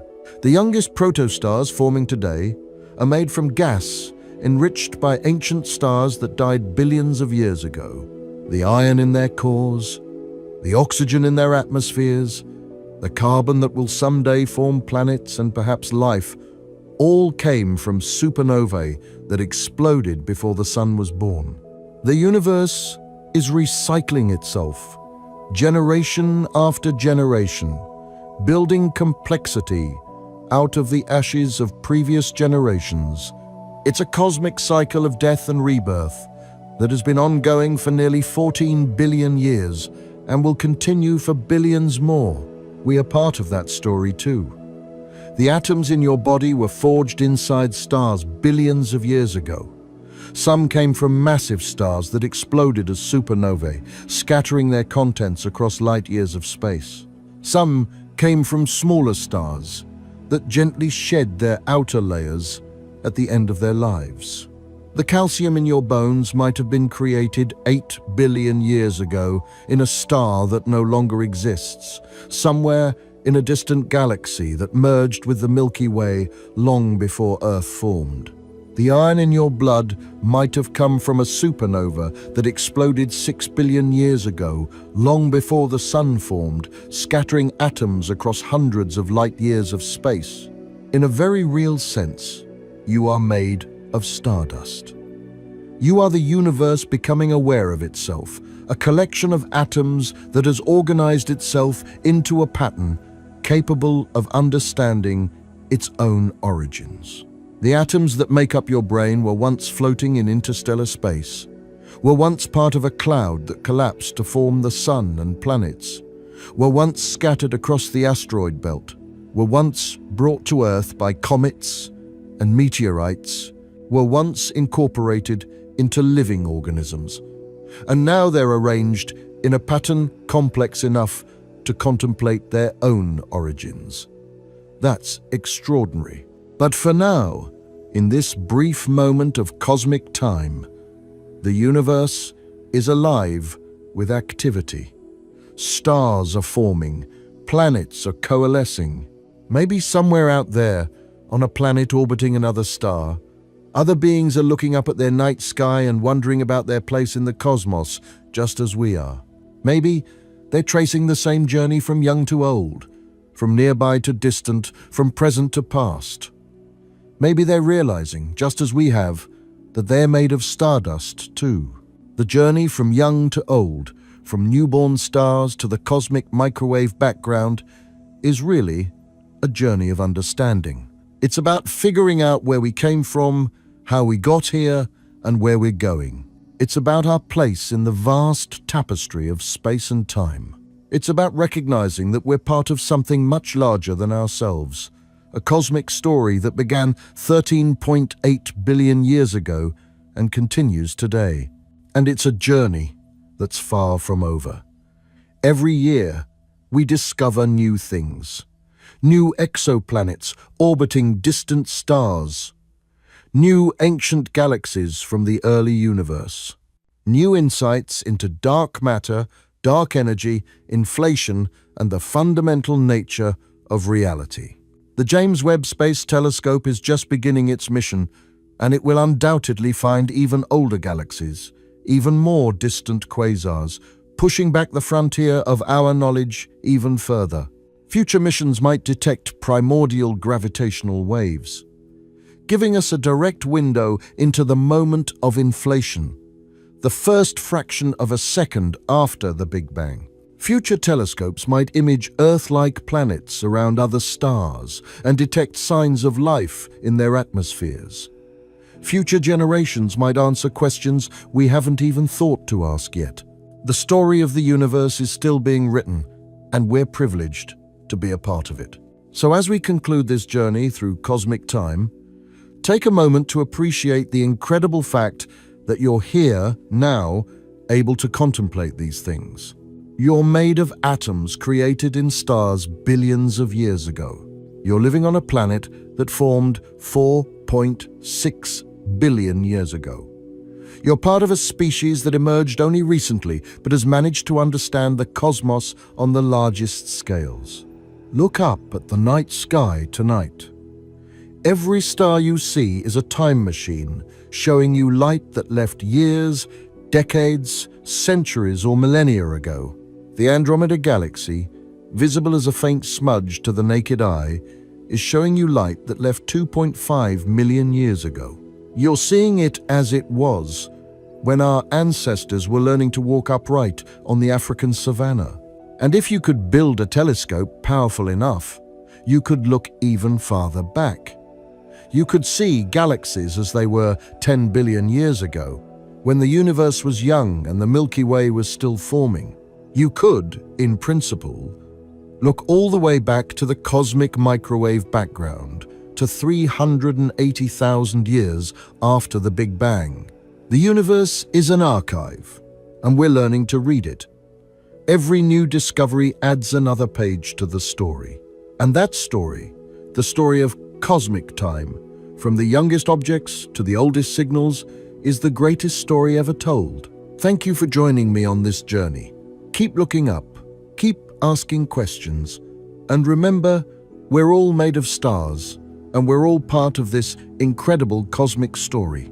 The universe is 13.8 billion years old, and it's still full of mysteries. What a time to be alive.